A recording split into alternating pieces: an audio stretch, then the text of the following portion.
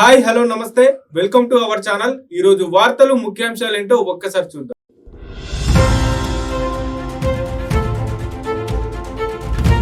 ఈ నెల 23న రాష్ట్ర బడ్జెట్.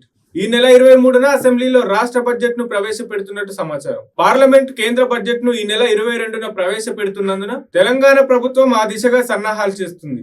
బడ్జెట్ ప్రతిపాదనపై అన్ని శాఖలతో ఆర్థిక మంత్రి భట్టి విక్రమార్క గ్యారంటీలు, సాగునీటికి అధిక కేటాయింపులు ఉండొచ్చు అని సమాచారం. చర్చలు పూర్తయ్యాక దీనిపై ఒక క్లారిటీ వచ్చే అవకాశం ఉంటుంది. ఇప్పుడు మరో వార్త. చంద్రబాబు ఇంటి స్థలానికి లంచం తీసుకున్న అధికారి సస్పెండ్. కుప్పంలో చంద్రబాబు ఇంటి నిర్మాణం కోసం గతంలో లంచం తీసుకున్న ఒక డిప్యూటీ సర్వేయర్ సస్పెండ్ అయ్యారు. శాంతిపురం మండలం శివపురంలోని ఒక వ్యవసాయ భూమిలో చంద్రబాబు నాయుడు ఇల్లు కట్టేందుకు టీడీపీ నేతలు దరఖాస్తు చేశారు. సబ్ డివిజన్ చేసేందుకు హుస్సేన్ 1.80 లక్షలు అడిగారు. ఇటీవల సీఎం కుప్పం టూర్ లో టీడీపీ నేతల మధ్య ఈ విషయం చర్చకు వచ్చింది. దీనిపై ఆరా తీసి కలెక్టర్ విచారణ జరపగా ఇది నిజమని తెలిసింది. దీంతో ఆ ఉద్యోగిని సస్పెండ్ చేశారు. నిరుద్యోగులకు గుడ్ న్యూస్. త్వరలో జాబ్ క్యాలెండర్. 2 వారాల్లో జాబ్ క్యాలెండర్ విడుదల చేసేందుకు తెలంగాణ రాష్ట్ర ప్రభుత్వం సిద్ధమవుతోంది. టీజీపీఎస్సీ భర్తీ చేసే గ్రూప్ 1, 2, 3, 4 ఉద్యోగాలతో పాటు గురుకులాలు, పోలీసులు, వైద్య నియామకాల బోర్డులు, ఇతర విభాగాల పోస్టులను ఇందులో పొందుపరుస్తారు. నోటిఫికేషన్లు, పరీక్షలు, ఫలితాల తేదీలు స్పష్టంగా ఉండేలా చర్యలు తీసుకుంటున్నారు.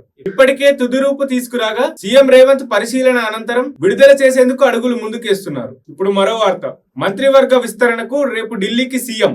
తెలంగాణలో మంత్రివర్గ విస్తరణ తుది దశకు చేరింది. కొత్త మంత్రుల ఎంపికపై సీఎం రేవంత్ రెడ్డితో పాటు కాంగ్రెస్ ముఖ్య నేతలు రేపు ఢిల్లీ వెళ్లి అధిష్టానంతో చర్చించనున్నారు. ఈ రేసులో ఉమ్మడి రంగారెడ్డి జిల్లా నుంచి మల్రెడ్డి రంగారెడ్డి, రామ్మోహన్ రెడ్డి, ఉమ్మడి మహబూబ్ నగర్ నుంచి సుదర్శన్ రెడ్డి, ఉమ్మడి నల్గొండ నుంచి కోమటిరెడ్డి రాజగోపాల్ రెడ్డి, బాలు నాయక్, ఉమ్మడి ఆదిలాబాద్ నుంచి వివేక్, ఉమ్మడి వరంగల్ నుంచి మాధవ్ రెడ్డి ఉన్నట్లు సమాచారం. ఇప్పుడు మరో వార్త. నల్గొండలో బీఆర్ఎస్ ఆఫీస్ కూల్ చేయాలి అంటున్న కోమటిరెడ్డి. నల్గొండలో ఎలాంటి అనుమతులు లేకుండా 100 కోట్ల విలువైన ప్రభుత్వ స్థలంలో బీఆర్ఎస్ కార్యాలయం నిర్మించారని మంత్రి కోమటిరెడ్డి వెంకటరెడ్డి ఆరోపించారు. అనుమతి లేకుండా కట్టారని పేదల ఇళ్లకు నోటీసులు ఇచ్చి కూల్చేసే అధికారులు బీఆర్ఎస్ ఆఫీస్ విషయంలో ఎందుకు నిర్లక్ష్యంగా ఉన్నారని ప్రశ్నించారు. వెంటనే కూల్చివేత జీవో ఇవ్వాలని ఆదేశించారు. ఆ స్థలంలో విద్యార్థులకు వసతి గృహాలు నిర్మిస్తామని మంత్రి చెప్పారు.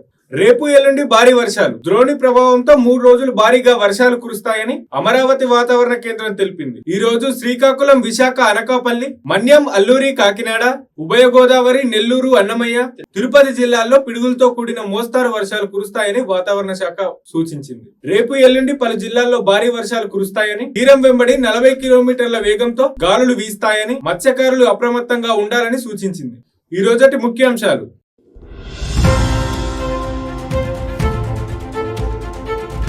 ఫోన్ పే, గూగుల్ పే, పేటీఎంలలో కరెంటు బిల్లులు కట్టలేదు. కరువు కన్నీళ్లకు శాశ్వత పరిష్కారం కాళేశ్వరమే అంటున్న కేటీఆర్. ఒక్క రన్ను కూడా చేయకుండా బూమ్రా అరుదైన రికార్డ్. యూజర్లకు జియో మరో షాక్. నేటి నుంచి భద్రాచలంలో బ్రేక్ దర్శనం.